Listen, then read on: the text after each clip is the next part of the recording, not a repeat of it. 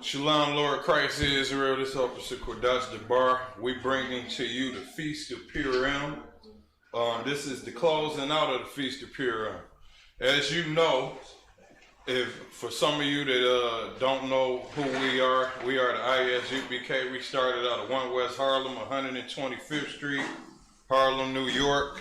What we do, we teach blacks, Hispanics, and Native Indians their true nationality according to the Bible.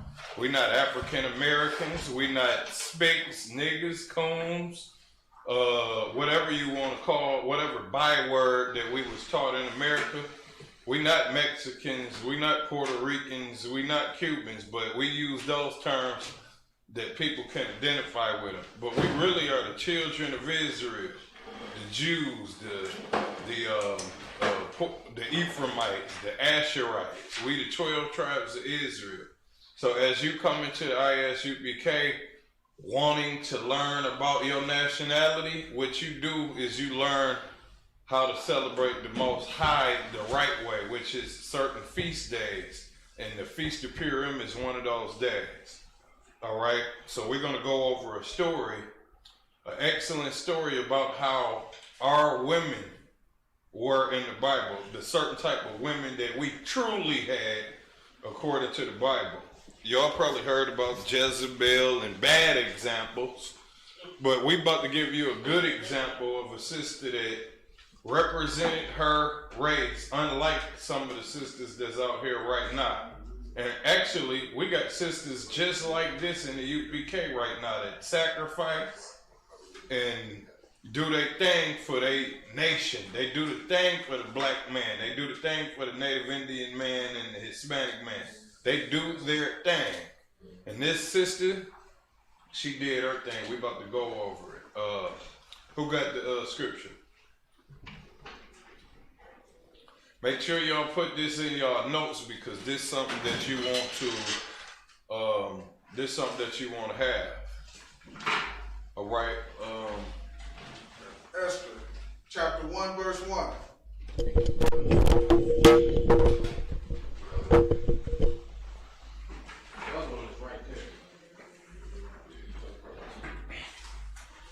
Then one of y'all might want to call the hotline and ask where did he put them batteries, just in case one of them mics run out, because he put them somewhere. So, but go ahead. You said Esther what? Esther, chapter 1, verse 1. Esther, chapter 1, verse 1. Now it came to pass in the days of Ashan. This is Azaz, which reigned from India even unto Ethiopia, over 170 and 20 provinces. Verse 2. All right, hold on. Give me 1 second. Give me 1 second.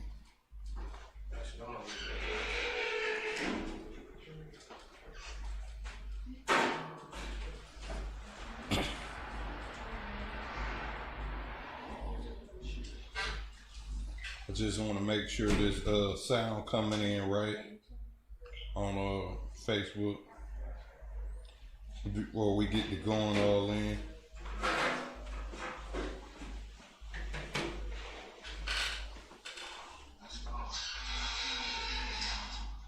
Okay, we good. Go ahead. God. In the book of Esther, chapter 1 and verse 1. Now it came to pass in the days of Ahasuerus. And it came to pass in the days of Ahasuerus. All right, go ahead. This is Ahasuerus, which reigned from India even unto Ethiopia. This was a king that reigned all the way. I mean, he reigned and he had a large kingdom from Ethiopia all the way to where? From India? From India all the way to Ethiopia. He had a large kingdom. All right, go ahead. Over 107 and 20 provinces. Over 20 provinces. Go ahead. That in those days, when the king Ahasuerus sat on the throne of his kingdom, which was in Shushan, the palace. Which was in Shushan. All right, keep going. In the 3rd year of his reign, he made a feast unto all his princes and his servants. In the 3rd year, he made a feast unto all his princes and his servants. All right. The power of Persia and Media. The power of Persia and Media. Right. He had a lot of power over the Persians. No, I can't. I don't have nothing to do with y'all, sis. Well, I don't have nothing. Well, that's on you. I don't have nothing to do with me. All right, I'm over here with my brothers.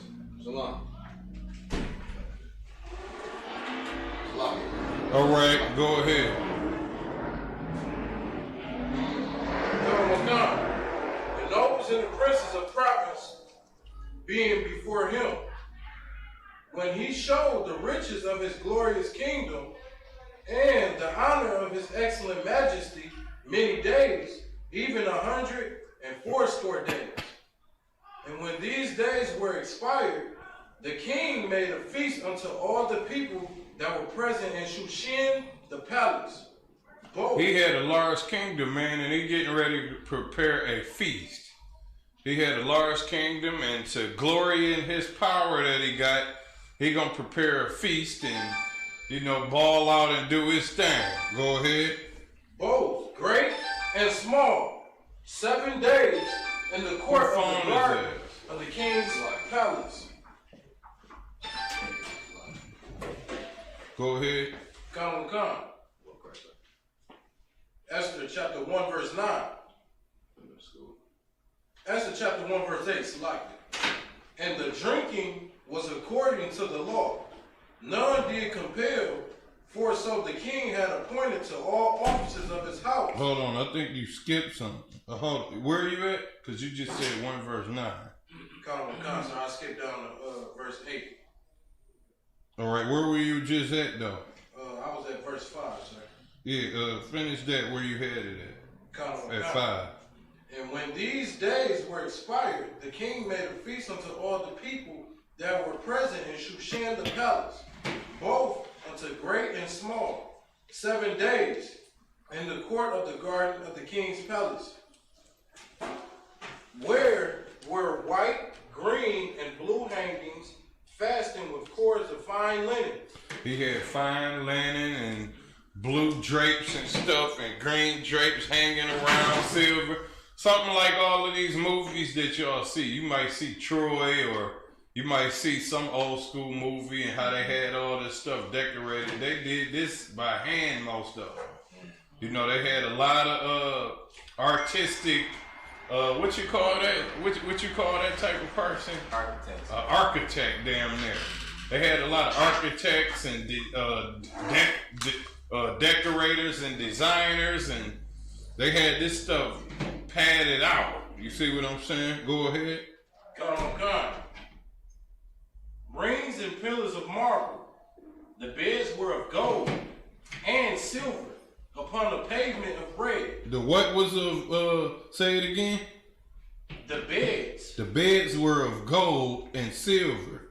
Go ahead. Upon a pavement of red and blue and white and black marble. This is letting you know how extremely rich this king was. You got beds of gold and silver and upon paved in red and blue and black marble. Come on now. Go ahead. Come. And they gave them drink in vessels of gold. They had vessels of gold that they was drinking out of. You trying to get a gold earring in your nose. You trying to get a damn gold watch or something, right? But they drinking out of gold. They drinking little sediments of gold that done fell off. They drinking out of gold vessels. Go ahead. Come. The vessels being diverse from one from another. And they all different. Some of them big, some of them small, some of them got certain designs on them. Go ahead. And royal wine in abundance, according to the state of the king. And the drinking was according to the law. None did compel, for so the king had appointed to all the officers of his house, that they should do according to every man's pleasure. Also, Vashti the queen made a feast for the women in the royal house which belonged to King Ahasuerus. Vashti. This is the first woman he had, right? Vashti, the queen made a feast for the women in the royal house which belonged to the king Ahasuerus. So she did a feast. She making a feast for the women. Go ahead. On the seventh day, when the heart of the king was merry with wine, he commanded Mehuman. What do it mean when it say the heart of the king was merry with wine? Go ahead. So like you said, he was drunk or tipsy. Or He was having a good time. Like it's a scripture in the Bible that say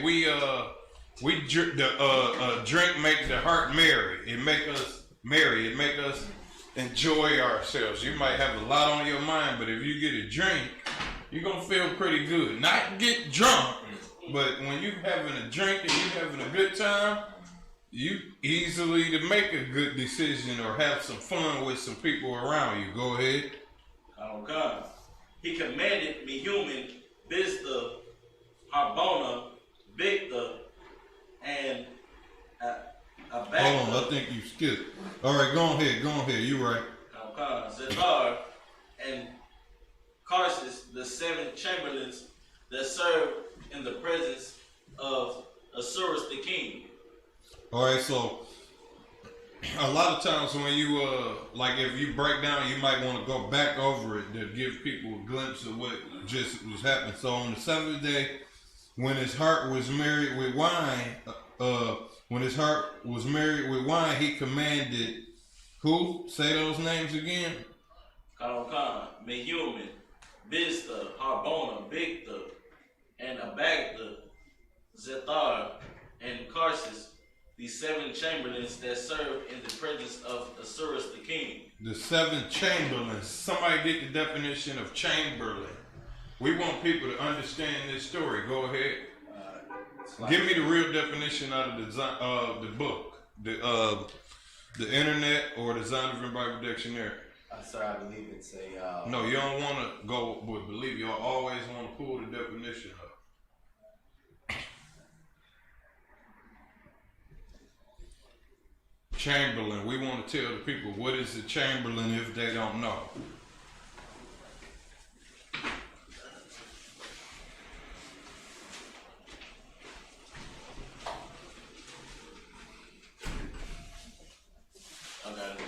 Go ahead. This is the definition of chamberlain: an officer who manages the household of a monarch or noble. All right. Those is like officers. They got an office. They got tasks that they got to perform in this king's palace. Go ahead. Verse 11. To bring Vashti the queen before the king with the crown royal, to shew the people and the princess her beauty, for she was fair to look on. So he about to show up this woman, right? He about to show up this woman that he think is real beautiful, and he about to show her off. Go ahead. And she was fair to look on. Go ahead. Verse 12. But the queen Vashti refused to come at the king's commandment. The queen Vashti refused to come at the king's commandment. This is what women gotta realize. This is dangerous to be doing something like this. You got a king that's powerful that men fear. Men fear him. Right? And he brings you to show you off and you refuse to come. It's a bad thing because now all the men that he fears is looking up like, oh, this woman can do anything. I ain't scared of him no more. When you do stuff like that, you can ruin an entire empire when you don't follow your husband. Like this heathen woman wasn't following her heathen husband. You see what I'm saying? When you refuse to come when he calls you to show you off, he trying to do something good or whatever, right? Or something he think is good. it could ruin the whole empire because the men that fear him will start not to fear him because they think he is sucker for a woman. And then before you know it, they start saying stuff and doing certain stuff, and now somebody done overthrown the empire. That's why the laws that the Lord got is important. Ain't nobody gonna overthrow our empire because we're not gonna have nothing like that. Go ahead. So start from 12 again. God. But the Queen Vashti refused to come at the king's commandment by his chamberlain. She refused to come when he was trying to get her to show her off. Right now, some of these women be begging for attention right now to get shown off. They want you to show them on Facebook. He trying to show her off to a palace, and she said no. Wow. She didn't care about nothing. This is how crazy she was. And he had to deal with her. And he was a heathen, and that's how they operate. They let their queens talk to them like that.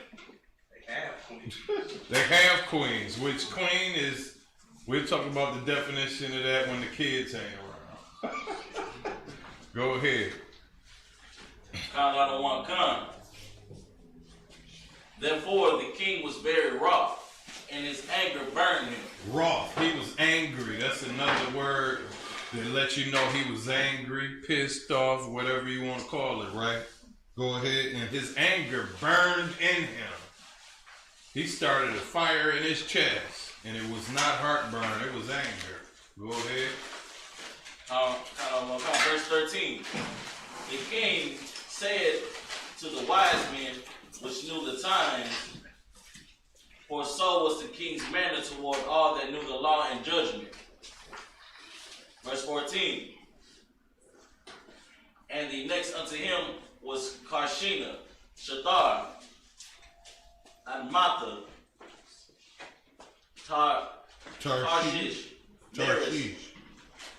Marsina, and Mamunkin, the 7 princes of Persia and Media, which saw the king's face and which sat the first in the kingdom.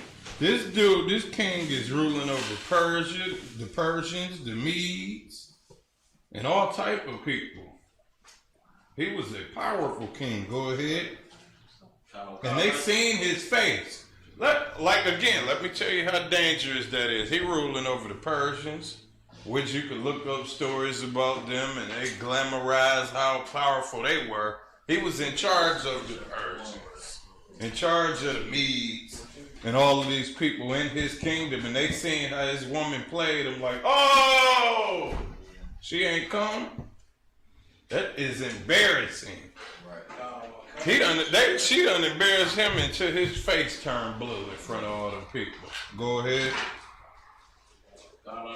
Verse 15. What shall we do unto the queen Vashti according to the law? Because she hath not performed the commandment of King Ahasuerus by the chamberlain. Verse 16. And Memucan answered before the king and the princes, Vashti the queen has not done to the king only, hath not done wrong to the king only, but also to all the princes and all the people that were in all the provinces of King Ahasuerus.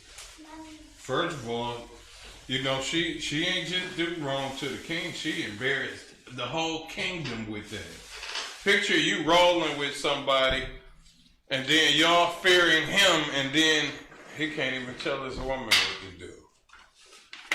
She don't even listen to him. Now it look like your whole kingdom weak. The next people y'all get into a war with, I'm talking about truly try to destroy you. Oh man, he can't even keep his stuff in order. Pop, pop. Hit you with some swords and brutally just do their thing to you because they know you weak. Most wars is won with intimidation and fear, but if don't nobody fear you, then your empire gonna be easy to get overthrown. So what she did was a bad thing to this heathen king. Go ahead. Verse 17. For this deed of the queen shall come abroad unto all women. And then not only that, this is real bad. The stuff she just did, they had to get spread to all of the other women, and they like, girl, look at how she did it. We should do that to the other men. That's a bad thing. Go ahead. So that they shall despise their husbands in their eyes, which it shall be reported, the king Assuerus commanded Vashti the queen to be brought before him, but she came not. Verse 18. Likewise shall the ladies of Persia and Media say this day unto all the king's princes, which have heard the deed of the queen. Thus shall there arise to much contempt and wrath. So they saying that this is gonna happen. Like all of the other women gonna be like, all right, it ain't gonna be too much contempt and wrath. Look at what she did and got away with it. You know, women, and let me tell you something. When a woman see you soft, that's another example. It'll just make them rule over you. You cannot show no softness, especially when you in the kingdom. That'll make a woman want to rule all over you. A woman. So imagine what you think it'll do with some men. That'll make them men want to kill you. That don't like you. That'll make, if your woman get away with that, then guess what? You in trouble. That's an extremely high offense for you to be in a high position and have that happen to you. Right. I don't care what you was thinking. Do not do that. That's why it ain't in our customs to even go through nothing like that. Go ahead. Verse 19. If it please the king, let there go a royal commandment from him, and let it be written among the laws of the Persians and the Medes, that it be not altered, that Vashti come no more before the king Assuerus, and let the king give her royal estate unto another that is better than she. Verse 20. All right, now she done destroyed her whole kingdom by, I don't know what she was thinking in her head. Now he got to get rid of her. He probably let her talk like that in private, but to do that in front of an entire community, now he had no choice but to get rid of her. He probably didn't even want to get rid of her. Now he got no choice. Like, damn, the Medes seen it, the Persians seen it, we got to get rid of you. You just embarrassed me. Now I got to make an example of you. How do you make an example? Because somebody else is watching this. Somebody else watching what you did. So since they was watching what you did, now I got to show them an example of what to do to a bad person. Go ahead.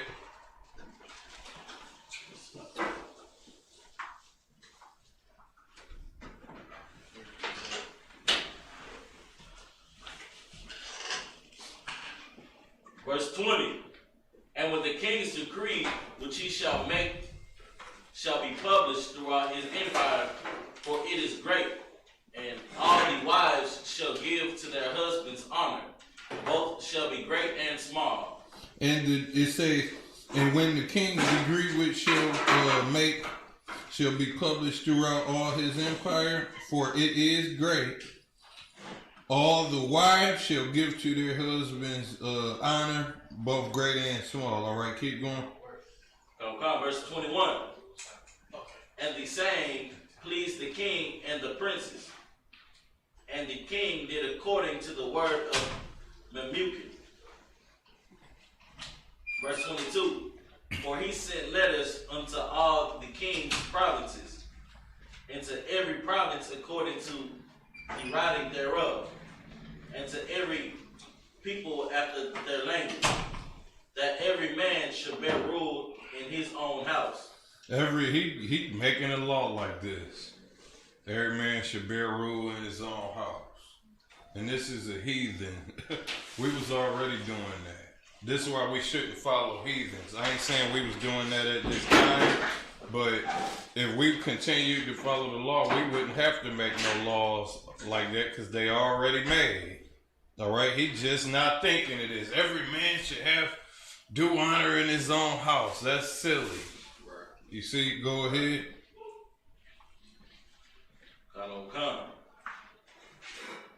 22 again. For he sent letters into all the king's provinces, into every province according to the writing thereof, and to every people in their language, that every man should bear rule in his own house, and that it should be published according to the language of every people. Go ahead. What's the next one? Chapter 2, verse 1. Go ahead. Chapter 2, verse 1. After these things, when the wrath of King Assuerus was appeased, he remembered Vashti and what she had done, and what was decreed against her. Verse 2. Then said the king's servants that ministered unto him, let there be fair young virgins sought for the king. Fair young ones. All right. And they talking about women that's eligible for marriage. When they say virgin, a woman that's eligible for marriage, let them be sought out. So he's sending his officers and people that he trusts to go out and find the most beautiful women in the world. Go ahead. Verse 3.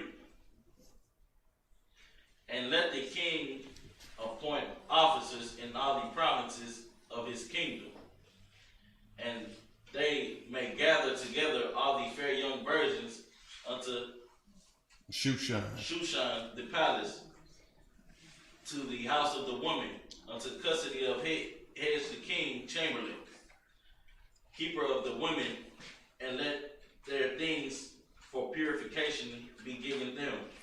Let the things for purification be given them. So he's searching for all of the women, and he wants them to get themselves together and look as good as they can. He wants them to compete to get in this position. Right. So he giving them the makeup and whatever they need. Get yourself together. This is about to go down for one of y'all to take this girl place. Right. And guess what? You think they didn't want to take that place? Them girls like, all right, let me get the makeup you got. They probably was happy for the damn makeup they got. Go ahead. Sister got a question. All right, go ahead. Were the girls taken away from their families forcibly, or was it like? I can't say that because I don't know. So I'll do some research. I doubt it. Okay. I doubt it, but this is a heathen. But who knows? I can't say it. So we'll answer that question later on. They were like auditioning to be the wives, so nobody was taken forcefully. Oh. Yeah, it was an audition. Like a lot of them, you know, they, like I said, they wanted to be there. You see what I'm saying? If you about to take the place of some king's wife, you want to be there. It ain't no somebody forcing them. Some bum would do that. This is a king. You know, some bum would force you out of your house to be his wife. But this is a king though, so let's keep going.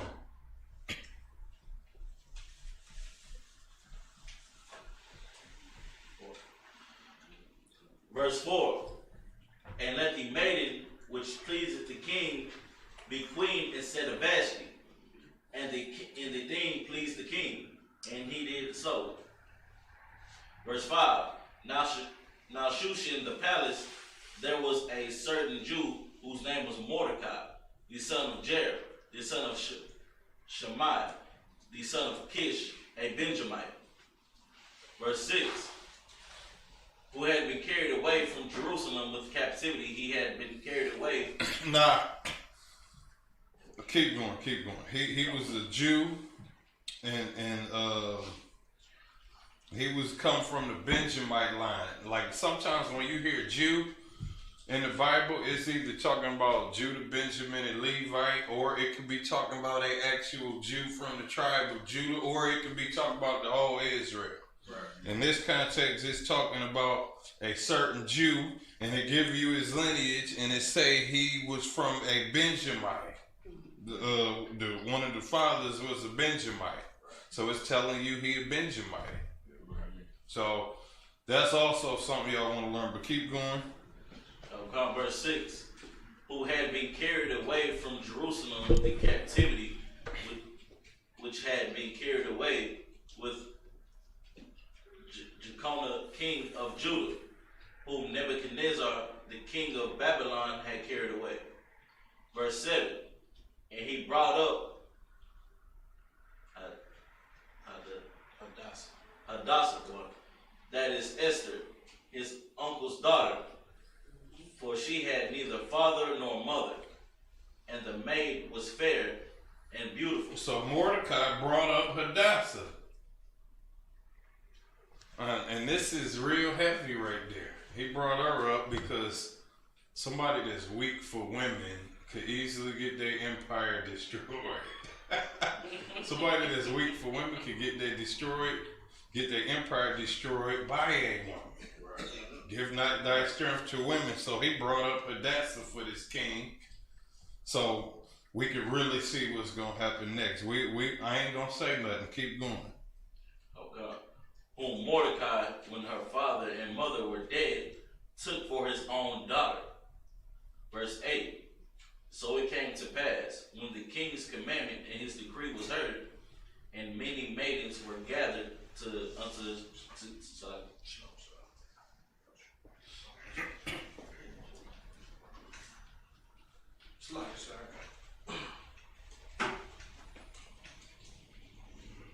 We're in Esther chapter 2, verse 8.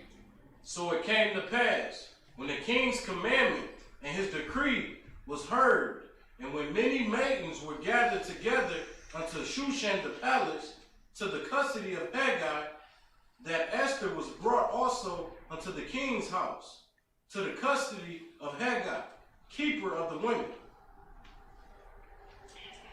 Verse 9, and the maiden pleased him, and she obtained kindness of him, and he speedily gave her things for purification, with such things as belonged to her, and 7 maidens which were meet to be given her.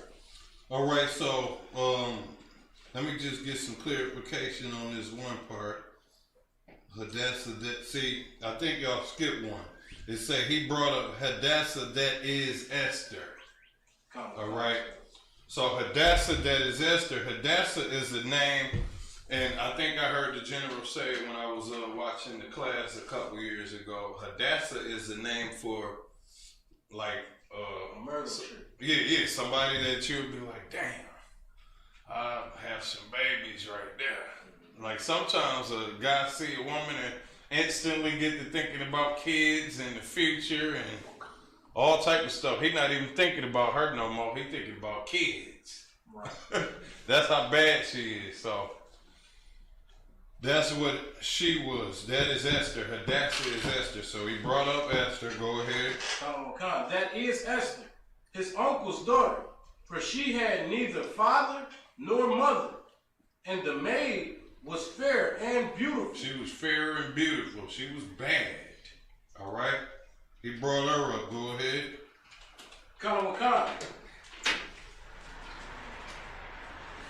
Whom Mordecai, when her father and mother were dead, took for his own daughter.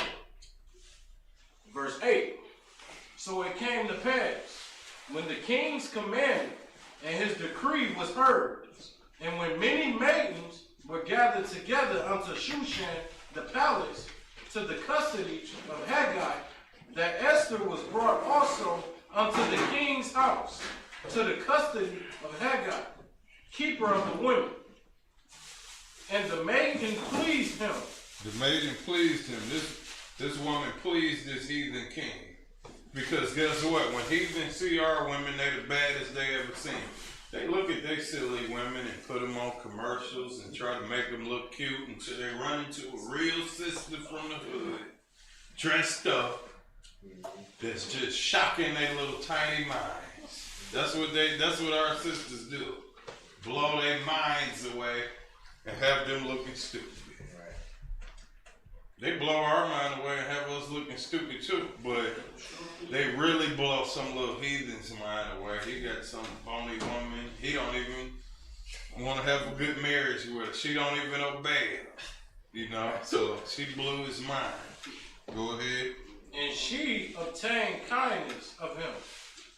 And he speedily gave her her things for purification, with such things as belonged to her. And this is the crazy part. It blew her mind because guess what? He probably didn't even have any women like that because we was a separate people. So you wouldn't be seeing nobody like that with the king. All right, go ahead. And 7 maidens, which were meet to be given her. So he gave her 7 maidens and the things of purification so she could clean herself up, look nice as she can, to be presented just like all the other women had. But he was definitely pleased with her from the first sight. Go ahead. God on Wakan. Out of the king's house, and he preferred her and her maidens unto the best place of the house of the women. She already winning. She got the best house of the best house of all of the palace for her and her women to be at. Go ahead. God on Wakan. Esther had not showed her people nor her kindred, for Mordecai had charged her that she should not show it. And Mordecai walked every day before the court of the women's house to know how Esther did and what shall become of her. Verse 12. Now when every maid's turn was come to go into King Ahasuerus, after that she had been 12 months, according to the manner of the women. For so were the days of their purifications accomplished, to wit 6 months with oil of myrrh, and 6 months with sweet odors, and with other things for the purifying of the women. This dude purifying women before he get them. This dude so rich, he purifying them for 6 months. He got them taking baths with milk and all types of stuff for 6 damn months. Damn. This dude is out of control. I wish I could have the power to do that. Find me some women and purify them for 6 months before they come in my room. Dang. Go ahead. God on one kind. Then thus came every maiden unto the king. Whatsoever she desired was given to her to go with her out of the house of the women unto the king's house.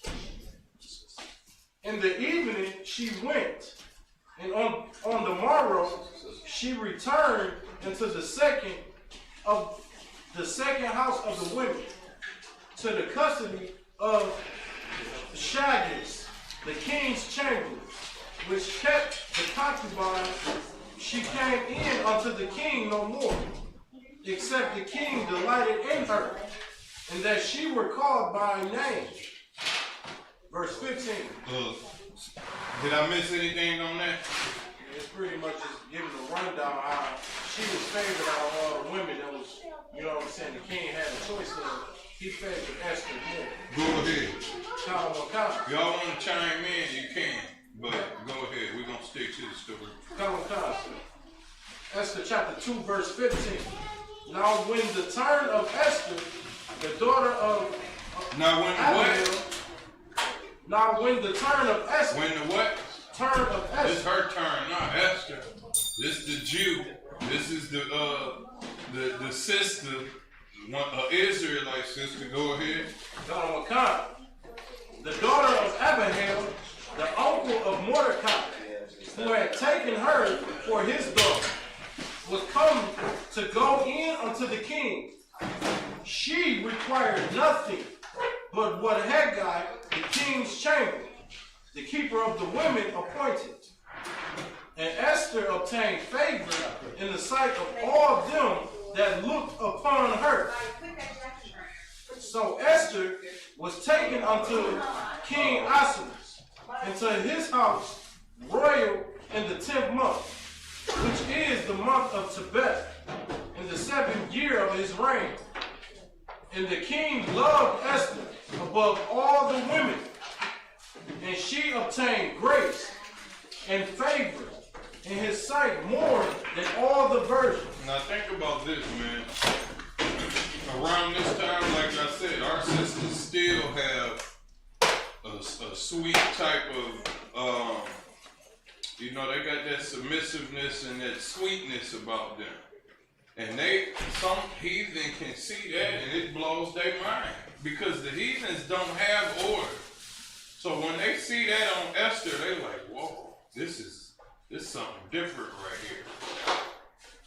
It ain't even the beauty, it's the behavior and beauty mixed all in one. It could have your head spin. You'll be in a fantasy land looking at one of our women like that. You see what I'm saying? It'll have you gone. You won't even see with your eyes. You'll be using some other type of vision. Right. You won't even be in this realm. You see what I'm saying?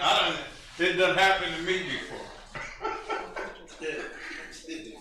Go ahead. Come. So that he set the royal crown upon her head and made her queen instead of Vashti. Then the king made a great feast unto all his princes and his servants, even Esther's feast. And he made a release to the provinces and gave gifts according to the state of the king. And when the virgins were gathered together the second time, then Mordecai sat in the king's gate. Esther had not yet showed her kindred, nor her people, as Mordecai had charged her. For Esther did the commandment of Mordecai. Esther did the what? The commandment of Mordecai. Mordecai was like her uncle. So she is following everything that her uncle tell her to do. She not showing what? She not showing them the area where she located at, right? Because they like, go ahead. She just had became the queen. Yeah. You know what I mean? He didn't want her showing that off to her people. Because they'll get geeked up and black people will, have her in trouble. Sometimes you don't want to show when you get in a certain position. Especially when it's a dangerous situation like that. Go ahead. Come. In those days, like, I think you was on 20. for Esther did the commandment of Mordecai, like as when she was brought up with him. In those days, while Mordecai sat in the king's gate, two of the king's chambers, Bigthan and Teresh, of those which kept the door, were robbed, and sought to lay hands on the king Ahasuerus.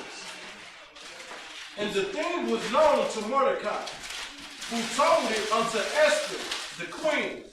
And Esther. So hold on, you got two men that's mad and jealous of the heathen king Ahasuerus, and they talking about laying hands on him. So you got Mordecai, a Jew, that's smart and crafty. You see what I'm saying? He goes and tells his niece, Esther, yeah, these people plotting on killing the king. And keep reading. Come. And the thing was known to Mordecai, who told it unto Esther the queen. And Esther certified the king thereof in Mordecai's name. And when an inquisition was made of the matter, it was found out. Therefore, they were both hanged on a tree. And it was written in the book of the Chronicles before the king. So she told a possible threat to that king that was getting ready to happen to him, which Mordecai seen this. Mordecai seen this. He said, somebody getting ready to plot on the king. I need you to tell the king. She told the king some valuable information about somebody trying to overthrow him. And guess what happened? He got them killed, and she looks better doing that.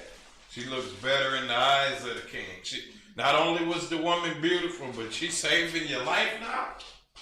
She saved his life. Go ahead. Come.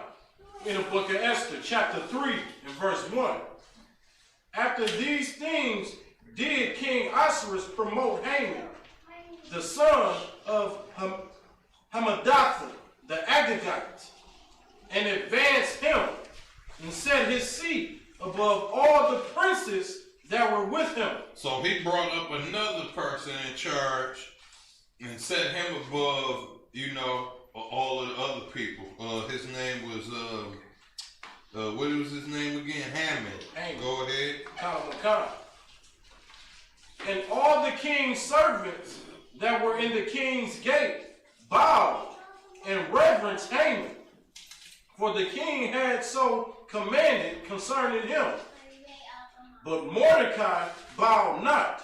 Ain't nobody bowing down to you. Mordecai, the Jew, he ain't bowing down to no damn Hammond. He a Ham.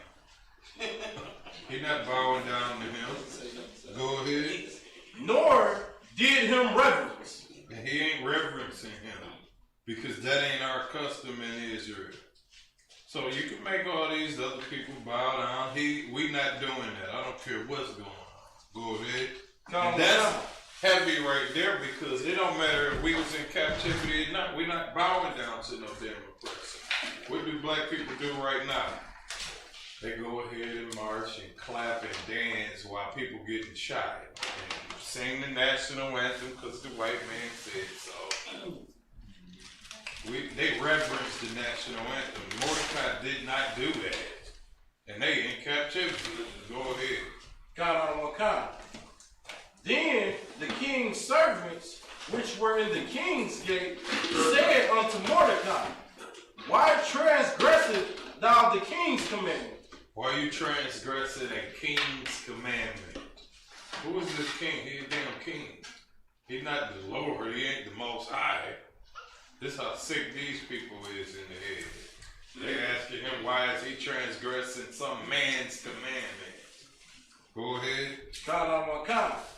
Now it came to pass, when they spake daily unto him, and he hearkened not. They spake daily to him, meaning he wasn't hearkening daily.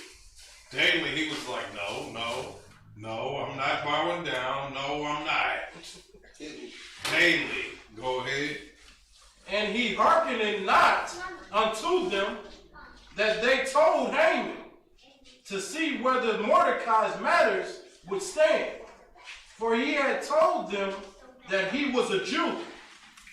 And when Haman saw that Mordecai bowed not, nor did him reverence, then was Haman full of wrath. Haman was full of wrath. It's like getting promoted to a manager and you see don't nobody respect you in the job.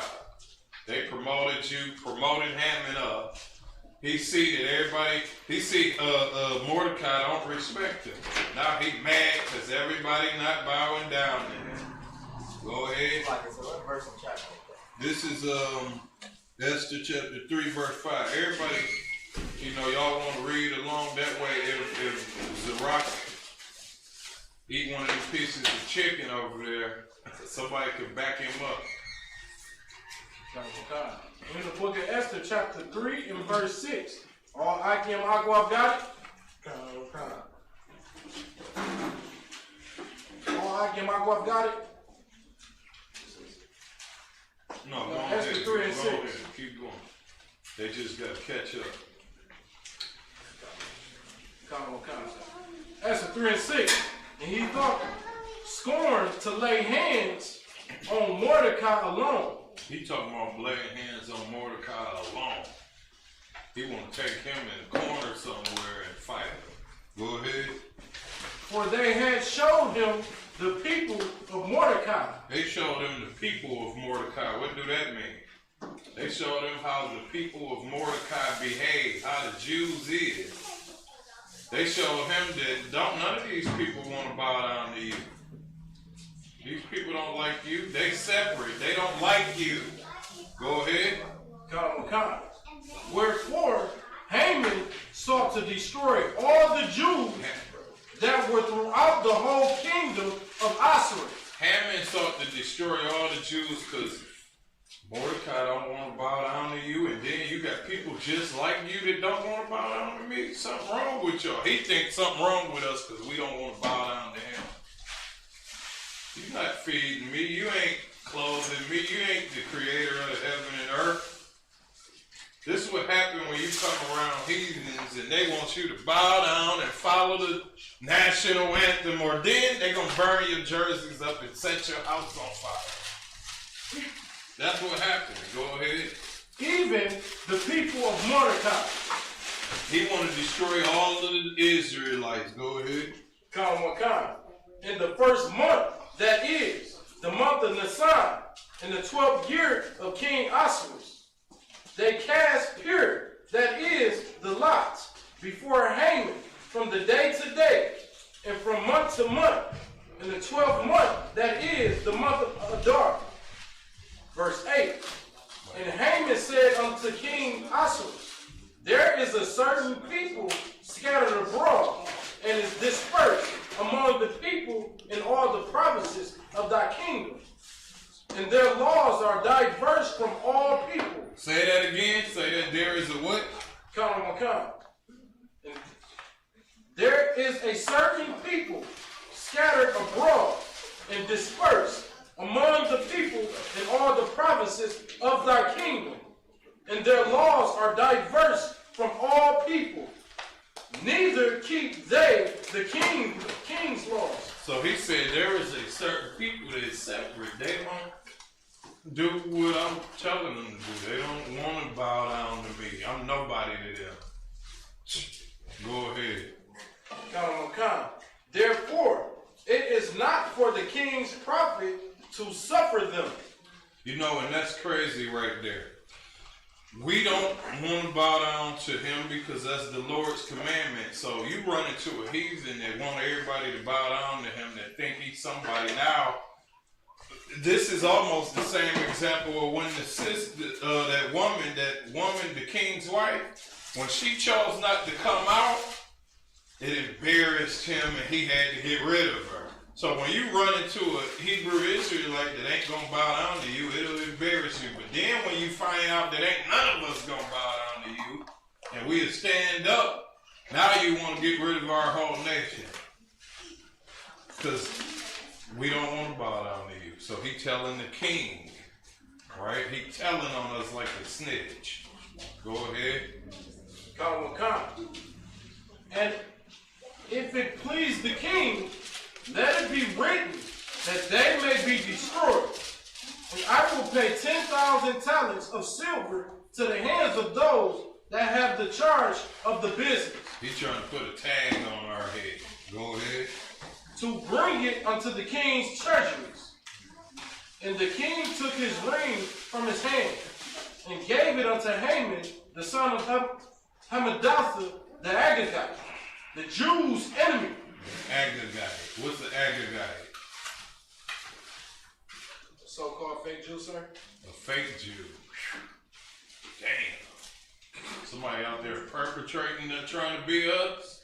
Go ahead. And the king said unto Haman, the silver is given to thee, the people also, to do with them that it seemeth good to thee. So he got some treasury money from the king to get whatever he wanted done to us, the Jews, because we didn't want to bow down to his weak self.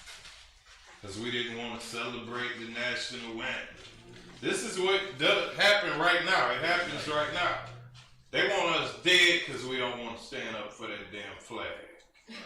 They want LeBron James in a coffin or whoever the hell chooses to not follow their damn commandments, the king's commandments. Go ahead. It ain't nothing new under the sun. Then were the king's scribes called on the 13th day of the first month, and there was written according to all that Haman had commanded unto the king's lieutenants and the governors that were over every province, and to the rulers of every people of every province according to the writing thereof, and to the people after their language. In the name of King Ahasuerus was it written and sealed with the king's ring. Verse 13, and the letters were sent by post into all the king's provinces to destroy, to kill. Now the provinces is like a state, right? A state, or is it like a country? I can look it up real quick. Look it up, because we want to know what type of geographical locations was he ruling, because they saying provinces. I want to know if it's a state or a country. I think a province is like a country. So he got all these countries that he ruling over. I just want to get the definition. So province, a principal administrative division of certain countries. Country, it's a country. So it's a country, a ruling of a country. So he got provinces. This king got a kingdom so big that he ruling over. The girl embarrassed him. He put a new leader up after the girl embarrassed him. He brought some more women in. Now he got Esther in there. Some guys tried to plot on him. He got Haman in there after he got rid of them. Now Haman is in charge, and he got Esther up in here. So these is new people that he's dealing with. He's dealing with Esther, and he's dealing with Haman. Go ahead. And the letters were sent by post into all the king's provinces. He writing out signatures and getting stuff done. You know, like the kings and the people that's in charge. He's sending it to every province, letting them know what need to be done. Every country, basically. Go ahead. To destroy, to kill, and to cause to perish all Jews, both young and old, little children and women. So this is the thing. It's like they sending out all of this death and destruction to happen to the Jews for what? What did they do? He said both young and old. They want to kill the Jews, the blacks, Hispanics, and Native Indians, young and old, because what? They don't want to bow down? Why do they got to bow down to you? They shouldn't have to do that. You're trying to force them. Everybody like talking about freedom, but now you're trying to force the Jews to bow down to you, and you want them dead if they don't. This is an evil people. Keep going. Little children and women. Little children and women gotta die because you want them to bow down to you. Go ahead. Little children and women in one day, even upon the 13th day of the 13th month, which is the month Adar, and to take the spoil of them for a prey. The copy of the writing for a commandment to be given in every province was published unto all people, that they should be ready against that day. The post went out, being hastened by the king's commandment. Being hastened by the king's commandment, it was sent out fast. Hasten means fast. It was sent out immediately. He don't want nobody else destroying his reputation. His woman already did it. Now you hear about Jews that don't want to follow his commandments. You see that? So now he like, oh hell no, this has to stop. Go ahead. And the decree was given in Shushan the palace, and the king and Haman sat down to drink. But the city Shushan was perplexed. All right. Give me some other cups other than that. So I'm gonna get on that.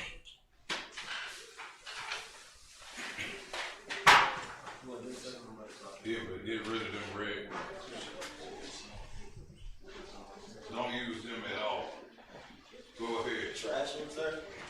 Damn near high, but go ahead. Keep going.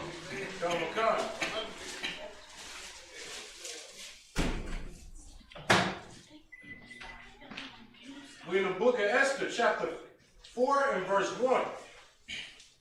When Mordecai perceived all that was done, Mordecai rent his clothes. Now Mordecai heard what was about to happen to him, and he rented his clothes, man. He broke down. It was shocking to know that damn, they trying to kill all my people for this. Go ahead. And put on sackcloth with ashes, and went out into the midst of the city, and cried with a loud and a bitter cry. He cried with a loud and a bitter cry, went out into the city, crying because these people trying to kill his people. And they done put it out all over the earth. Go ahead. Come. And came even before the king's gate, for none might enter into the king's gate clothed with sackcloth. And in every province, whithersoever the king's commandment and his decree came, there was great mourning among the Jews, and fasting, and weeping, and wailing, and many lay in sackcloth and ashes. So Esther's maids and her chamberlains came and told it her. Then was the queen exceedingly grieved. And she Guess what? Hold on. She was exceedingly grieved. She wasn't in no position of being the queen of this kingdom, right? A lot of people, they don't grieve for their people. These entertainers right now, they see something happening to black people, they not grieving. This sister, which it rarely happens, man. This sister right here grieved for her people because she heard they're gonna die. She didn't say, well, I got all the money, I'm at the top, I'm good. She didn't say that. She had a heart for her people. Go ahead. Come. And she sent raiment to clothe Mordecai, and to take it away his sackcloth from him. But he received it not. He put on the sackcloth on purpose. She sent new clothes for him to change and get out of that. But it ain't no time to try to feel good. Like, that's basically what she's saying by sending them clothes over. It ain't no time to feel good right now or try to change the thought process. They just put tags on our head. Right. So here, forget them clothes. We got to do something about this. Thinking positive ain't gonna change no killers around you. You see what I'm saying? Go ahead. Come. Then called Esther for Hatak, one of the king's chamberlains, whom he had appointed to attend upon her, and gave him a commandment to Mordecai to know what it was and why it was. So Hatak went forth to Mordecai unto the street of the city, which was before the king's gate. And Mordecai told him of all that had happened unto him, and the sum of the money that Haman had promised to pay to the king's treasuries for the Jews to destroy them. So, she found out all of her people was gonna die, so she sent Hatak, one of her chamberlains, one of the king's chamberlains that was appointed to her, somebody she had rule over. She sent him out there to Mordecai to find out why was the king trying to kill her people. Right? Go ahead. Come. Also, he gave him the copy of the writing of the decree that was given at Shushan. He brought the bill out like, yeah, this is the paper. The people, they trying to kill y'all. They got you on the damn. They probably, they got you all on the most wanted list. Basically, go ahead.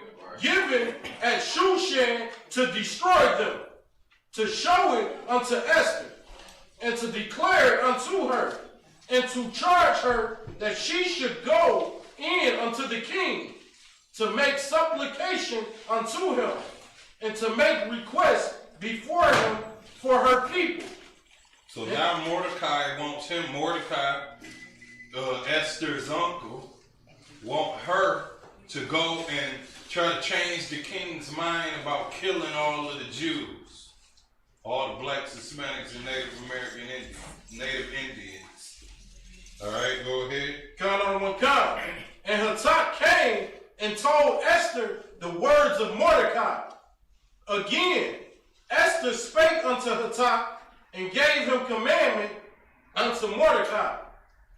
All the king's servants and the people of the king's provinces do know that whosoever whether man or woman, shall come unto the king into the inner court, who is not called, there is one law his, to put him to death. So, all right. So I guess the talk is telling her that anybody that come into the king's court who ain't welcome there gonna get put to death. It's like some access to the king where you ain't supposed to just be running through there. You gotta make a meeting. You can't run up in the White House. Well, you can't just run up in the White House without having some damn permission, and you can't do that to this king. So you can't just run up in the king's court without being announced, because that's the only type of person that would do that is somebody that's trying to kill him. You see what I'm saying? Especially unannounced. Only type of person that could do that if somebody trying to kill him. Think how a king would live. Anybody coming in this certain area unannounced is trying to kill me. They ain't supposed to be doing that. So that's why this is being told. Go ahead. Count out of one kind. Y'all remember back in the day, it was a couple years ago, when that sister, she had a mental disorder, and she tried to run in the state capitol, and they killed her. Yep. Shot. That was a burial, like a mile outside the damn house. And they killed us for doing that. So think about that when you read this. It's the same thing. Yep. A sister was like Officer of 5,000 and Diana said, man. It was a sister that was going through a mental issue outside of the same courthouse them white people ran up into. Yep, the same house. She got shot because they perceived her to be a threat, but you can't do that. You can't run into a certain barrier with a soft, weak person who's sitting up thinking everybody trying to kill him. You can't come near a coward like that. You can't come too close to a coward. All right? Go ahead. Come. Except such to whom the king shall hold out the golden scepter.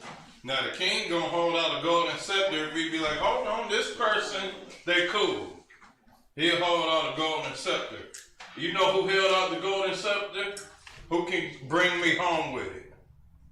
King David. We was just talking about it. The white man held out a golden scepter to them damn mob of terrorists that walked up in that courthouse.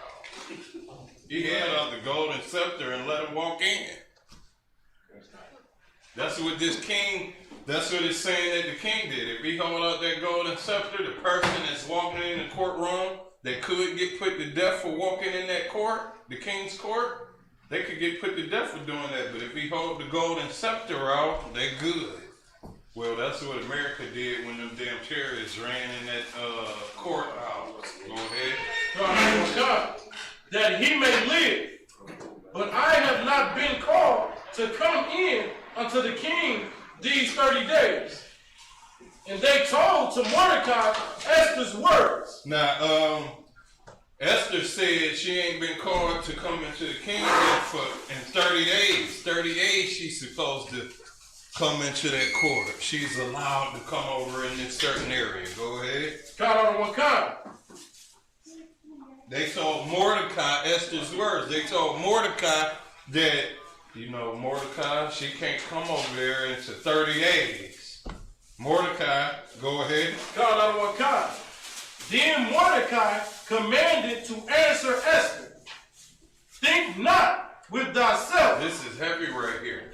He said, think not with thyself. You thinking about yourself right now. She thinking that, well, I can't come into the king court in 30 days. Mordecai is saying, nigga, think about life and death right now. They trying to kill us. 30 days and we're going to be dead. We ain't got time to be waiting on you to get the approval to walk over here and talk to him. You got to do something. Forget his rules. You got to say, you got to do something. Go ahead. Count on one kind. Think not with thyself that thou shalt escape in the king's house. Don't think you're going to escape in the king's house either. He's saying that also. Don't think you're going to do that. Go ahead. More than all the Jews. And don't think you're going to do that more than all the Jews. Meaning, Once they find out you a Jew, you'll be dead too. It's only a matter of time before they find out that you from this. They might run in the house, find your damn heritage papers or whatever we was keeping records on, and find out you related to one of them Jews. Right. You'll be dead too. All right, go ahead.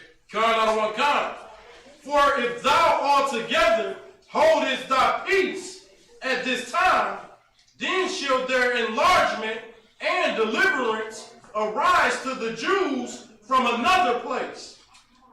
But thou and thy father's house shall be destroyed. And who knoweth whether thou art come to the kingdom for such a time as this? Then Esther bade them return Mordecai this answer. Go, gather together all the Jews. Then Esther bade them to return Mordecai this answer. So I guess she's saying they told them to give Mordecai this answer, right? Go ahead. Sir, sir, if I could. Go ahead. So basically, it's saying in there too, like, you know what I'm saying? And if you don't do this, you know what I'm saying? Jews gonna get a rising in the same year from another place. I mean, she was gonna get replaced. Right.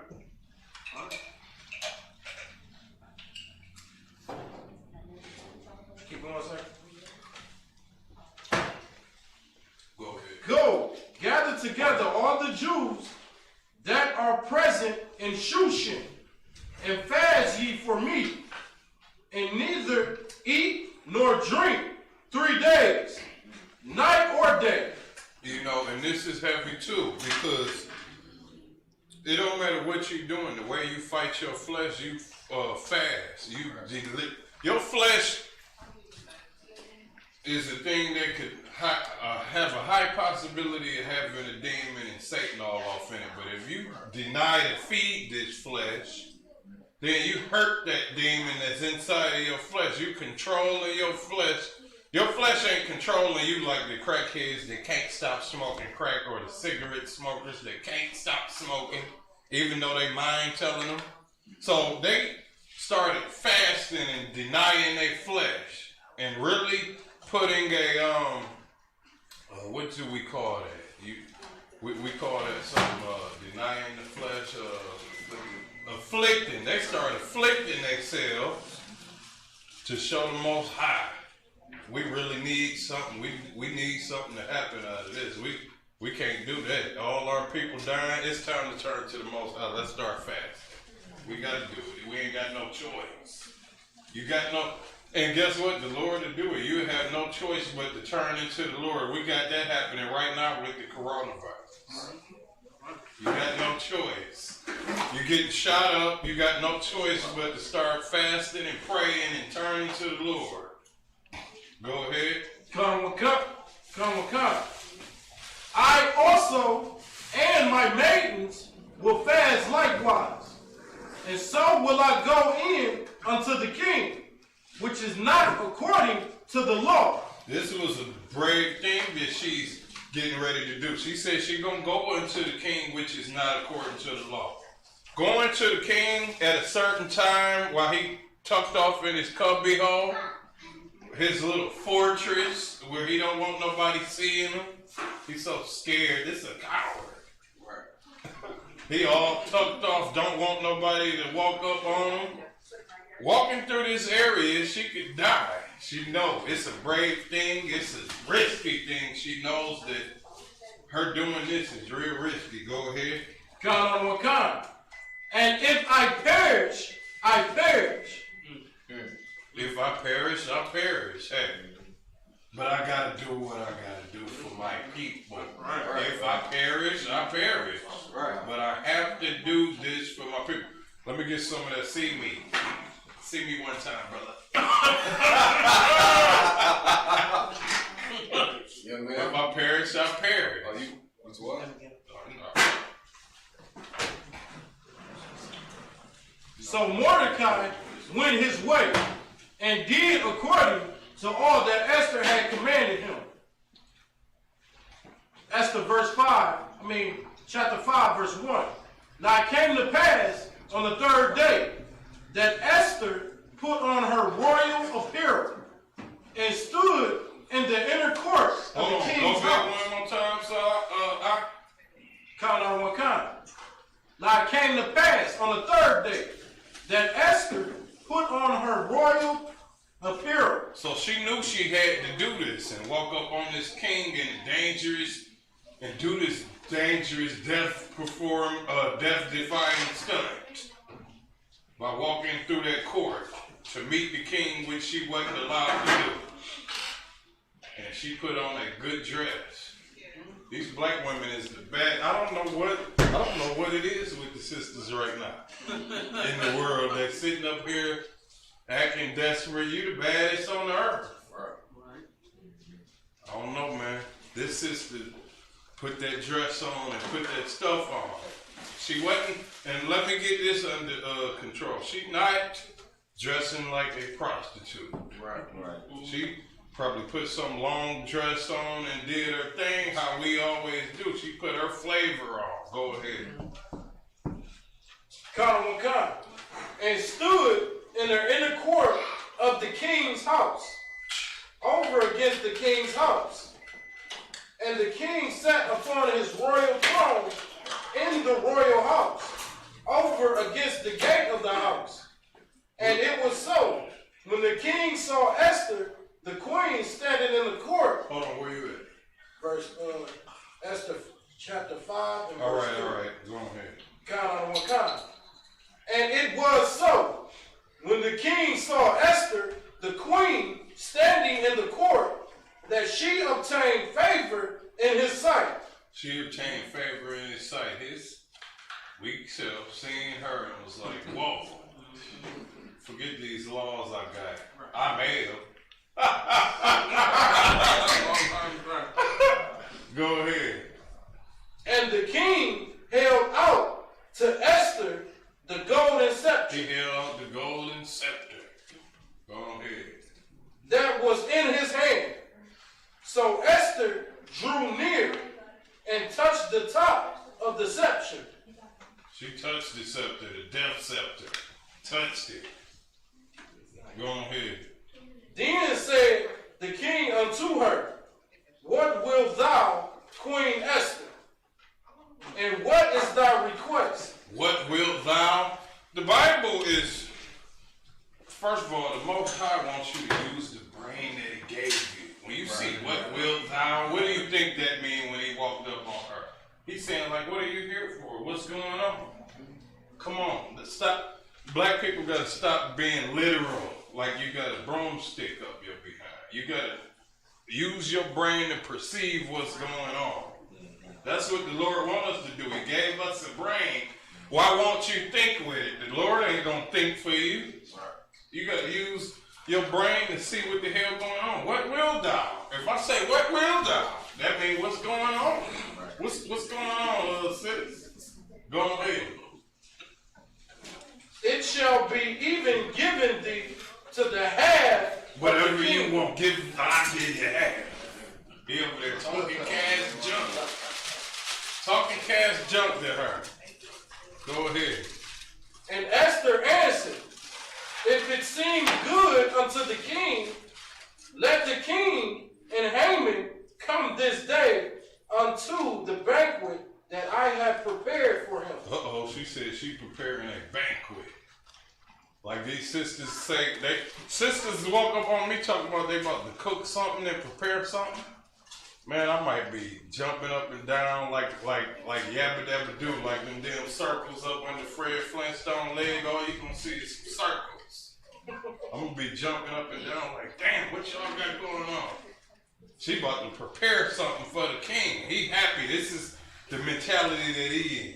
Right. He like, shit, you can have the whole half for the whole half kingdom. Talking all that stuff, right? Go ahead. Kana wa kana. Then the king said, cause Haman to make haste, that he may do as Esther hath said. He told him, get what you fast. This girl just told me something that's so beautiful. Get out of here and do it. What's wrong wrong with you? Why are you still looking at me? You still here. You should have been gone. Go ahead. So the king and Haman came to the banquet that Esther had prepared. And the king said unto Esther at the banquet of wine, what is thy petition? And it shall be granted. He still want to know what she wanted. They done came to the banquet. He like, what did you want? I'm so ready to just give you something. I gotta do something. You're looking too good. What do you want? He up in there like that, right? Go ahead. Khan out of my khan. And what is thy request? Even to the half of the kingdom, and it shall be performed. Even to the half of the kingdom. Her beauty and her submissiveness done turned him into a goofball. He not thinking. He looking stupid. Just, what you want? Ha, yeah. He looking dumb. Go ahead. Then answered Esther and said, my petition and my request is, if I have found favor in the sight of the king, and this almost like when somebody say, if you love me, you would do this. She said, if I found favor in the king's eyes, for real, you're going to do this for me. This is what she's setting it up as. and Yep, go ahead. if it please the king to grant my petition and to perform my request, let the king and Haman come to the banquet that I shall prepare for them, and I will do tomorrow as the king has said. So she probably said that so whispery and gentle. If it please the king, and probably talked all so soft in his little ears that it just melted him. Come on, Doc. You got the damn Persians up under you. All you know is death and destruction. And this piece of beautifulness come all up on you and get to talking sweetness in your ears. It's done. Go ahead. Then went Haman forth that day, joyful and with a glad heart. He's so joyful and stupid too. He's dumb. He don't even know what's going on. He want to be a man pleaser. He want to please the king. The king want to please his woman. Haman just want to please the king. Right. I guess he damn near trying to outperform Esther. Which is so homosexual. Right. Go ahead. He left off with joy too. Like, yay, I'm about to please the king. Go ahead. But when Haman saw Mordecai in the king's gate, that he had stood not up, nor moved for him, he was full of indignation against Mordecai. Nevertheless, Haman refrained himself. And when he came home, he sent and called for his friends and Zeresh his wife. And Haman told them of the glory of his riches and the multitude of his children and all the things wherein the king had promoted him, and how he had advanced him above the princes and the servants of the king. Haman said, moreover, yea, Esther the queen did let no man come in with the king unto the banquet that she had prepared but myself. And tomorrow am I invited unto her also with the king. Yet all this availeth me nothing, so long as I see Mordecai the Jew sitting at the king's gate. Then said Zeresh his wife and all his friends unto him, let a gallows be made of 50 cubits high, and tomorrow speak thou unto the king, that Mordecai may be hanged thereon. Then so now he's seen Mordecai at the king's gate. He wants to look, man, I'm happy right now. I'm about to go please the king and do something great. Man, I'm tired of seeing you. So now he wants to get rid of Mordecai and have him hung immediately because Mordecai didn't want to bow down to weak Haman's shoe. Right. And guess what? We're not going to do it, Haman. I know you probably reincarnated right now somewhere. We still ain't going to do it.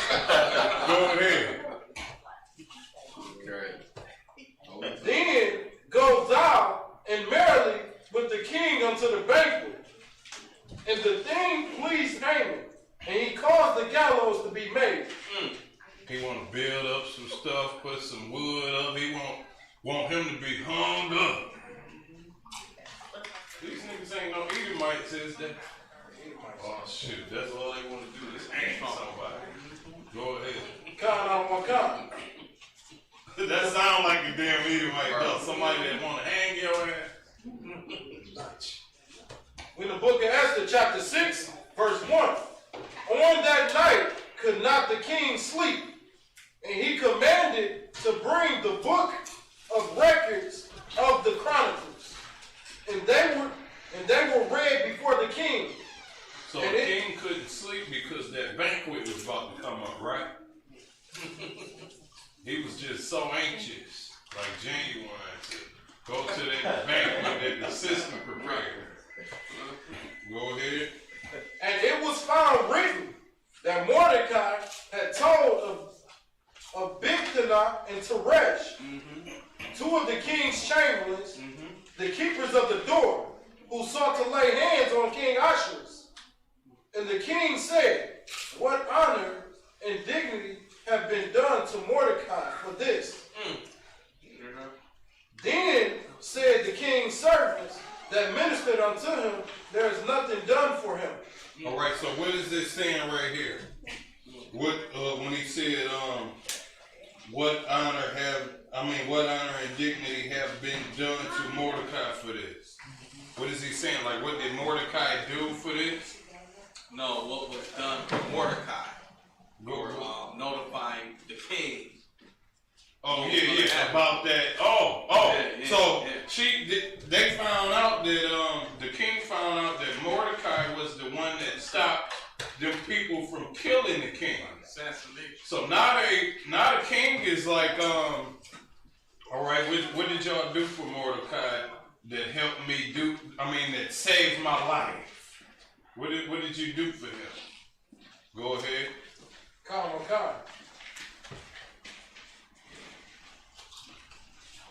And the king said, what honor and dignity have been done to Mordecai for this?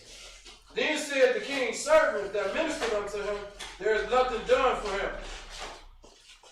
And the king said, who is in the court? Now Haman was coming to the outward court of the king's house to speak unto the king to hang Mordecai on the gallows that he had prepared for him. And the king's servant said unto him, behold, Haman standeth in the court. And the king said, let him come in. So Haman came in, and the king said unto Haman, what shall be done unto the man whom the king delighted to honor? Now Haman thought in his heart, to whom would the king delight to do honor more than to myself? So Haman thought in his heart, right? Who is the king talking about? It can't be nobody but me, right? Right. That's what he's thinking. Who else honors the king besides me? Right. He a man, please. Go ahead. Go ahead. And Haman answered the king, for the man whom the king delighted to honor. Let the royal apparel be brought which the king useth to wear, and the horse that the king rideth upon, and the crown royal which is set upon his head. He said all of that good stuff, and it ain't even for him. He said, let the royal apparel be brought which the king uses to wear. Damn! You want the king's clothes. Go ahead. And let his apparel and horse be delivered to the hand of one of the king's most noble princes, that they may array the man with all whom the king delighted to honor. That's the bad thing about having an empire and somebody up under you want everything you got. You got to play your position. He wants the king's clothes, the king's horse. He wants everything the king got. He probably want Esther. Look at what he said. Read that again. And let this apparel and horse be delivered to the No, hand. it's 8. Start at 8 again. We got to hear that one more time. Let the royal apparel be brought, which the king useth to wear. He want the royal apparel that the king is wearing. He want the clothes off his damn back. Go ahead. And the horse that the king rideth upon. He want the horse that the king riding. He coveted it. Right. Go ahead. And the crown royal which is set upon his head. He want the crown that the king got. Damn. Go ahead.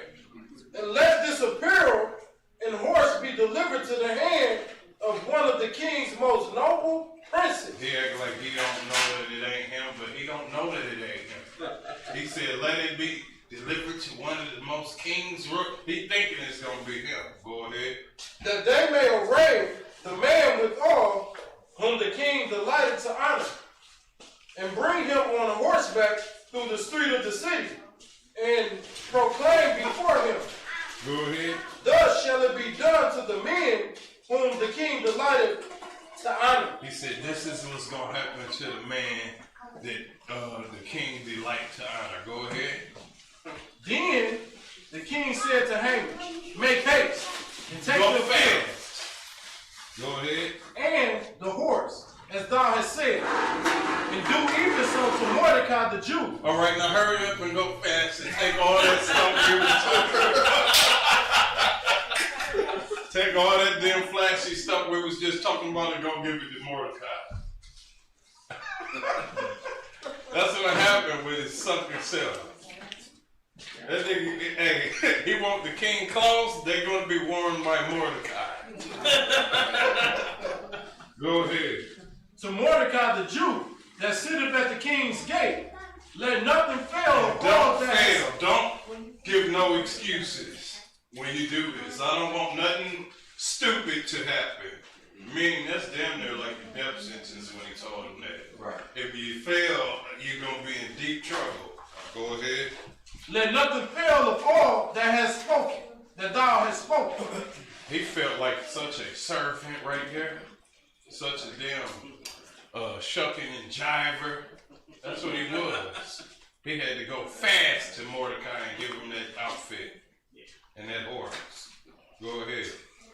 Then took Haman the apparel and the horse, and arrayed Mordecai, and brought him on horseback through the street of the city. He brought his enemy that he don't like, Mordecai, on horseback through the city with a crown on his head. Damn! Come on now. Go ahead. And proclaimed before him, thus shall it be done unto the man whom the king delighted to honor. And Mordecai came again to the king's gate, but Haman hasted to his house, mourning, and having his head. Mordecai came again to the king's gate, but Haman, what did he do? Hasted to his house, mourning. He hasted to his house mourning, meaning he ran home crying. Ran home crying like a goddamn baby. A grown man. A man pleaser. He mad because the man ain't give him nothing. That is real suspect right there. You crying because the king ain't give you the crown? That's like something women would be doing.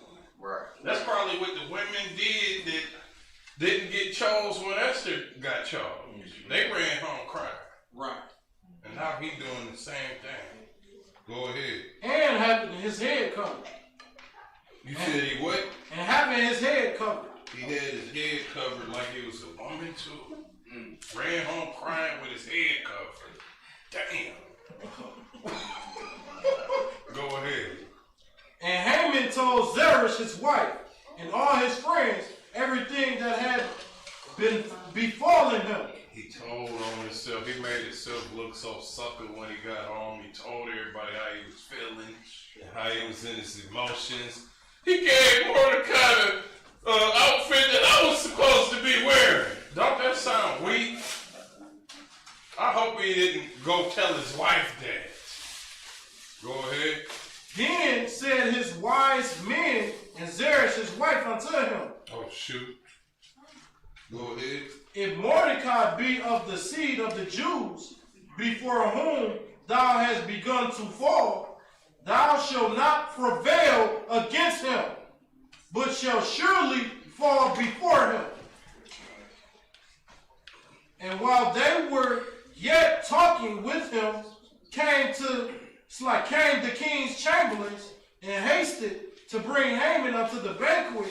The chamberlains came while he over there crying.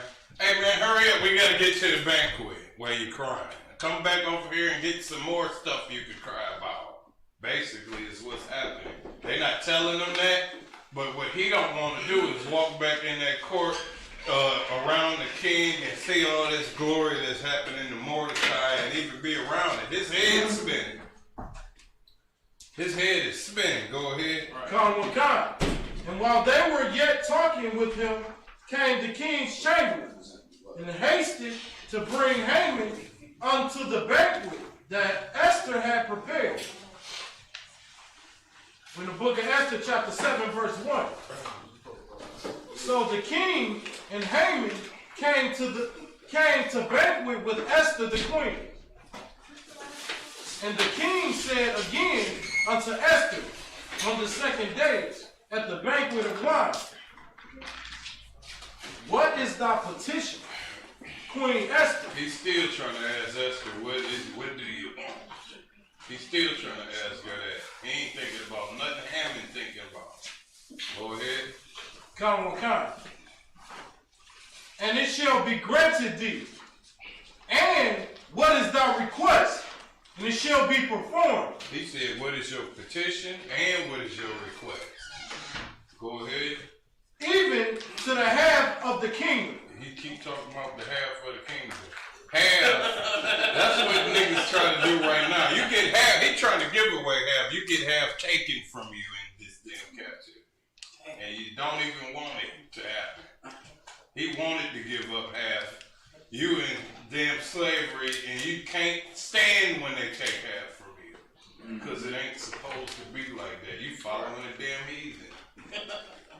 You get half taken from you. If I could, priest, what is a heathen? Explain to the audience. The heathen is the one that ain't an Israelite. If you ain't no 12 tribes, you a heathen. That's right. If you ain't black, Hispanic, Native American, Puerto Rican, Cuban, Haitian, Dominican, you're not. That's right. If you're Arab or African or a Japanese or a damn white man or a Nigerian, you're a heathen. Right? Come.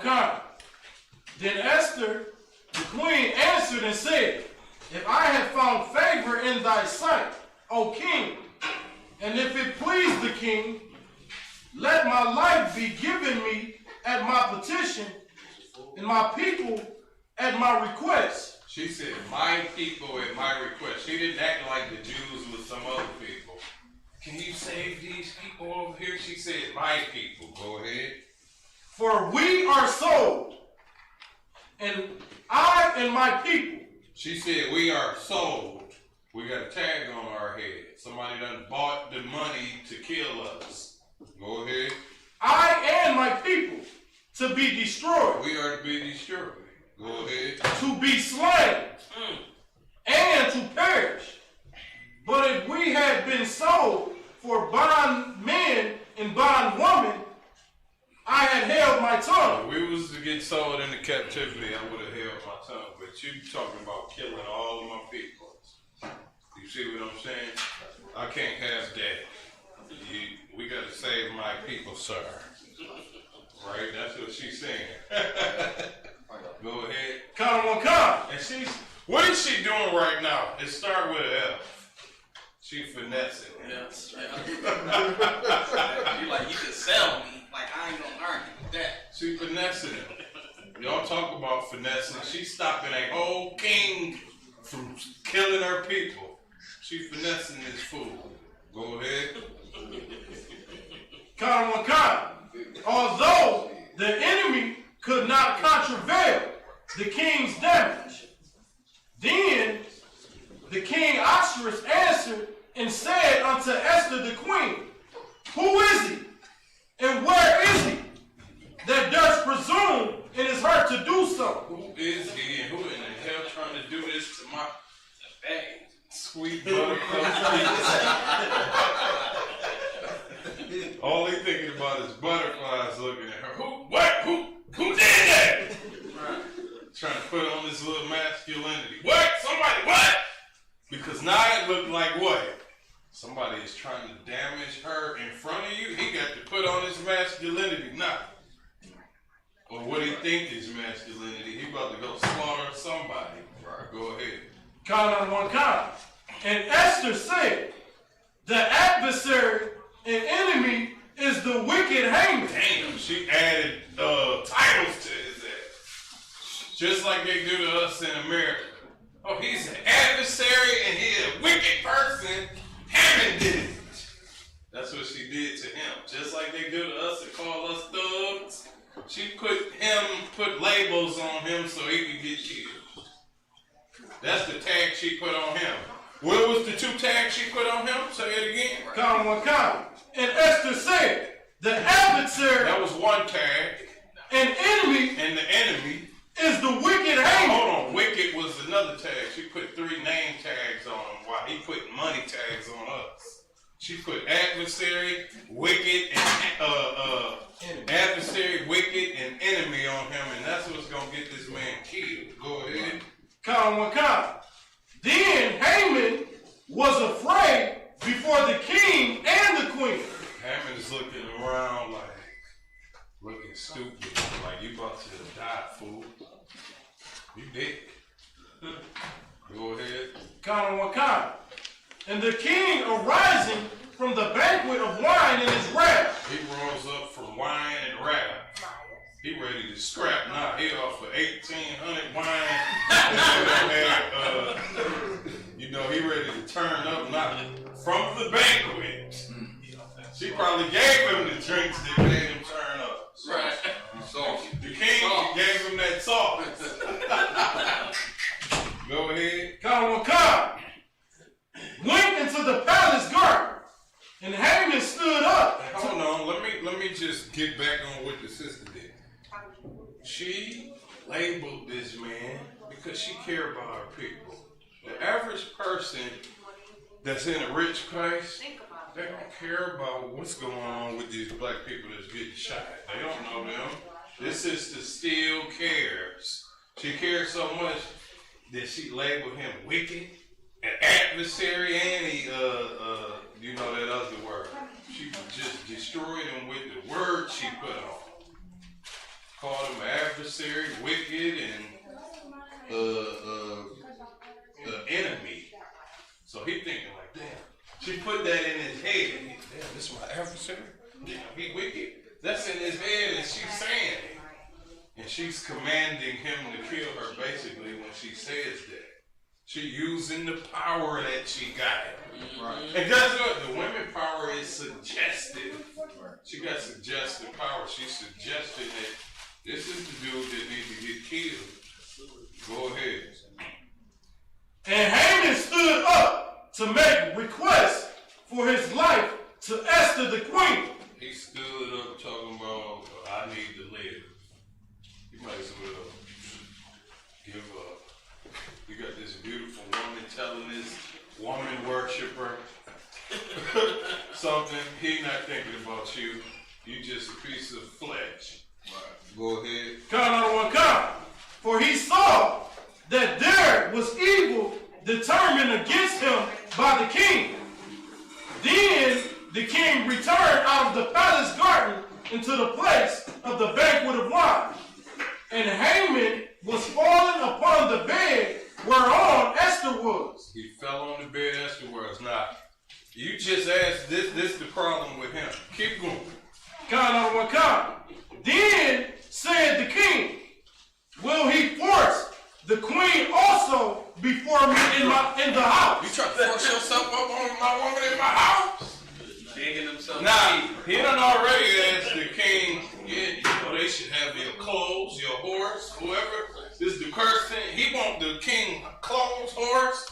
Now he done bust up in the room. He done fell on the bed by his wife. Now he looks like he trying to take his wife too. Oh, no. Go ahead. Count on one count. As the word went out of the king's mouth. As the word went out of the king's mouth. That means what? It was what? It started with an F. This next thing is about to be what? Fast. Soon as the words were stumbling out of his mouth. First of all, this is heavy right here. Soon as the words were stumbling out of the king's mouth, you done fell on Esther's bed. This king loved Esther. You done fell on the bed and it looked like you trying to mess with her too. Soon as he said the words out of his mouth, they covered Haman's face. they covered him up and bagged him and tagged him. They bagged him like groceries. No talking, no talking. We don't want to hear your messed up your words. I wish I could say some other words up in here to describe what they didn't want to hear when they bagged his face up. They put a bag over his face. He was looking like Michael Myers or somebody. Go ahead. Count on one count. And Harbonah, one of the chamberlains, said before the king, behold also the gallows 50 cubits high, which Haman made for Mordecai. Damn, somebody came out of nowhere and was like, yeah, these was the gallows that Haman made for Mordecai. They 50 cubits high. Go ahead. Count on one count. Who had spoken good for the king, standeth in the house of Haman. Then the king said, hang him thereon.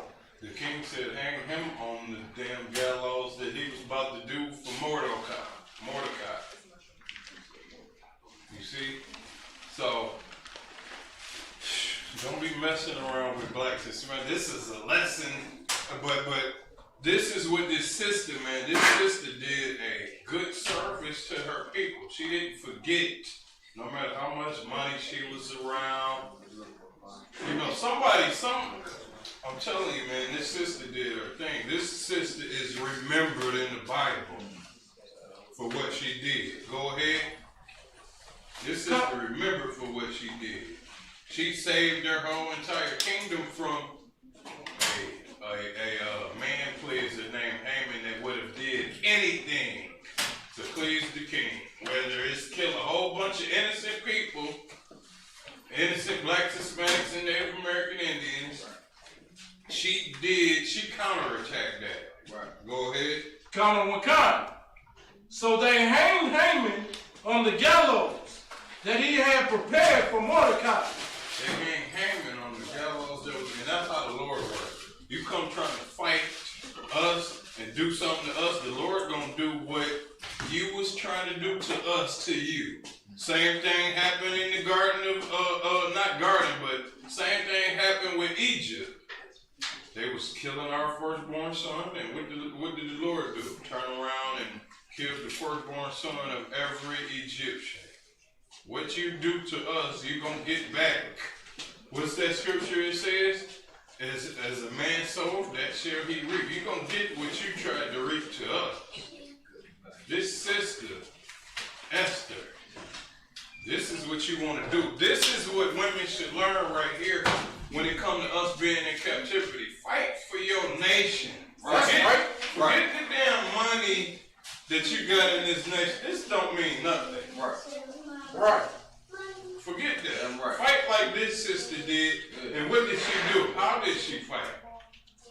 She listened to her uncle, her male figure that she dearly looked up to, and he told her what to do to get us out of this situation. Now they're good. They don't got to worry about getting killed. Now the king knows the truth of who saved his life, and now he ain't got to worry about, they don't got to worry about getting killed. Even if another person come up in power under Haman, they don't got to worry about getting killed no more because the king know the truth. All right? So it's, that's it. We're going to go to Esther, chapter 9 and verse 27. All right, Michael, I've got it. The Jews ordained and took upon them and upon their seed and upon all such as joined themselves unto them, so as it should not fail, that they would keep these 2 days according to their right. These what? These 2 days. Keep these 2 days. This is the Feast of Purim. Right. Right? And And this is to honor the sister, man, that did what she was supposed to do and acted like a righteous sister and performed these good duties that saved their people. All right, I can't even. There's probably a handful of sisters that probably did something. I don't think they did nothing similar, but they did something. But I can't think of them right now. If I could, for Titus 2 and 3, when you get a chance. Yeah. Under interruption. Somebody get there for what he said. Yeah, you go ahead, slot. Go ahead, but it's only a handful of sisters, man, that could stand up and in the midst of death. Some sisters probably wouldn't even walk through that courtroom, the king's court. Right. Because they think they're gonna die. Right. You see, she said, if I die, I die. She knows she had to save her people. That took courage. It didn't take cowardice. It took courage. Being a coward is, well, I can't die. I can't go through that. I'm gonna go ahead and stand for the national anthem. I'm gonna go ahead and preserve my job. You gotta stand up for your people regardless and have a damn bit of heroism up in your love. Right. Go ahead. Come, sir, if I could. Go ahead. And if I may, sir, like that sister, man, she shows something that sisters are unfamiliar with, which is unselfishness. Right. You know what I'm saying? Like a lot of sisters, man, they be so selfish and they don't want to help, you know what I'm saying, their nation. They want to care about, you know what I'm saying, their independencies, you know what I'm saying, in America that's given to them, you know what I'm saying, given by the oppressor. They'd rather keep that than help their own nation. Now guess what? Esther didn't care about the money. She was under a king that ruled over the Persians, the Medes, this, that. That king had provinces, countries he was ruling over. You know how much money she could have said, oh, I got it. She didn't need Instagram. She didn't need followers. She didn't need none of that garbage. She ignored the money so she could help her people. And guess what?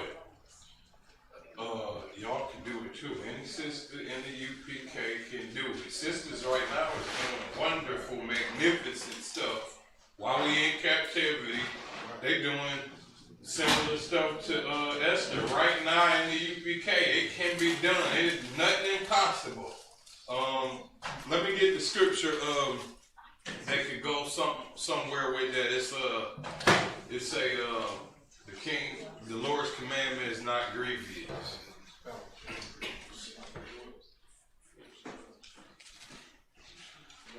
Yeah, just finished that last verse we was reading. Come. These 2 days according to their writing, and according to their appointed time every year. Every year. It's an appointed time for this holiday, holy feast day to be celebrated. Every year. You got to do this. Follow your people. And why am I saying that it's got to be done? The Lord saying it got to be done. But you following the heathen's customs, and it don't say in the Bible that got to be done. This has to be done so you can remember your heritage. Don't follow the 4th of July. You was a damn slave in that day. Don't follow that. So, go ahead, keep going. Come. That these days should be remembered and kept throughout every generation. Every generation. Right. Not the couple 60 years you live in. After your next generation should be taught to follow these laws, and they should keep the laws. You said every what? Every generation. Every generation. Keep going. Every family. Every family. Go ahead. Every province. It should be kept everywhere where Israelite is at it. What does this say? Ain't no excuses. Right. Go ahead. In every city. In every city. I don't care where you at. Go ahead.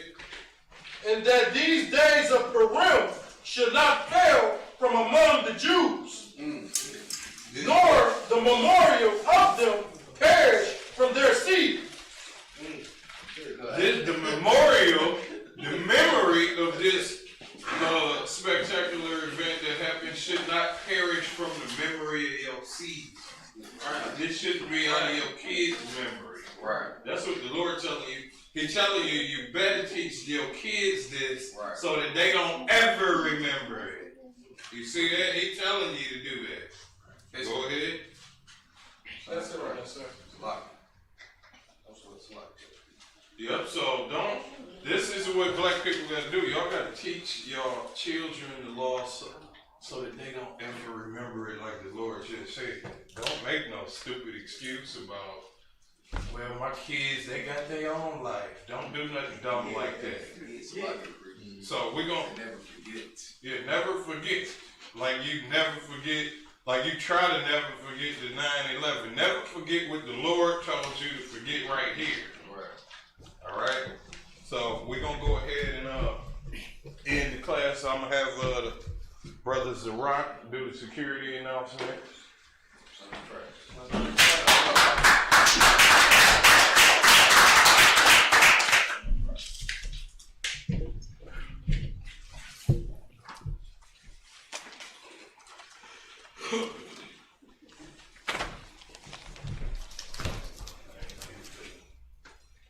ISUPK security announcements. The ISUPK start out of 1 West 125th Street, out of Harlem, New York. Rule for new brother and sister. When a new brother and sister comes into the school, they are off limits for 6 months. They are to be saluted only. They are here to share themselves of the word. They need transportation. The teacher will arrange it. After 6 months, if a brother or sister has an interest in a particular person, he or she must get permission from the head to speak to a brother or sister. There's another 6 months in which the brother and sister will court each other. After this 6-month period, the brother and sister will get permission from the head to speak to, from the head to marry. So like tithes, which is a commandment, Numbers 18 and 21, Malachi 3 and 8 through 10, means tenth in the Hebrew, ma'ashra. 10% of every penny of any increase the Lord gives you, give to the treasury department or teacher. Priest fund, free will offering for priests, not mandatory, whatsoever amount you would like. Upcoming holy convocation. We are in the closing of the Feast of Purim. Our next one is Passover, of course. Anyone wants to be a trooper in the school to start wearing all black, boots, shirt, pants, headbands, and scarves. That being said, I'd like to give a courtesy salute to the teacher. Men of Israel, Imagine Shabbat, Imagine Barak, Yahweh Hashem Yahweh Yashmatah, Saw. Oh, slight. Yahweh Hashem Yahweh Shabbat. Slight, my bad. Yashmatah, Saw. Imagine Shabbat, Imagine Barak, Yahweh Shemar Halatah Hashem Yahweh Yashmatah, dismissed.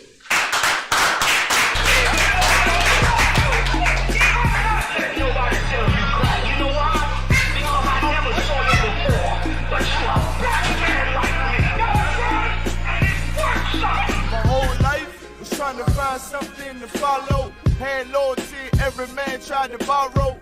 Felt pain and a lot of sorrow. Got betrayed, so packed, I didn't even have my heart broke. Living confused, about to lose hope. Cops got me on the side of the road like a sideshow. Need an